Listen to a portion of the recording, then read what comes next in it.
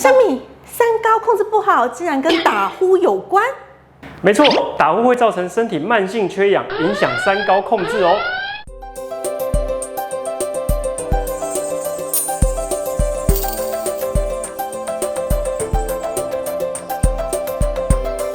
打呼的人里面呢，有一半的人会有可能有睡眠呼吸中止症的情况发生。睡眠呼吸中止症顾名思义，它就是在我们睡觉的时候反复的经历一个呼吸阻塞、缺氧的情况。那这个缺氧的情况，经年累月会累积身体里面的自由基越来越多。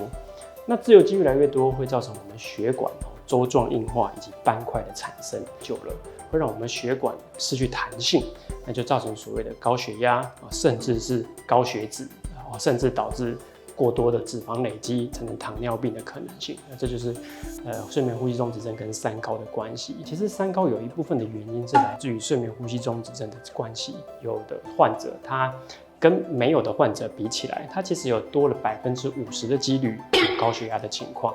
那也有70%以上的患者有可能会经历到心肌梗塞，甚至是中风的可能性。所以其实打呼这件事情不仅仅是在恼人的声音上面，其实它跟我们身体其他的这些关联性的病灶也都有一定程度的相关性。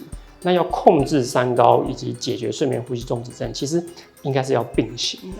我们常常误以为打呼就是睡得好，殊不知这很可能是你的呼吸道塞住了。三高若要控制好，好好睡觉真的很重要。今天我们谢谢沈医师，那也谢谢大家，我们下次见喽，拜拜。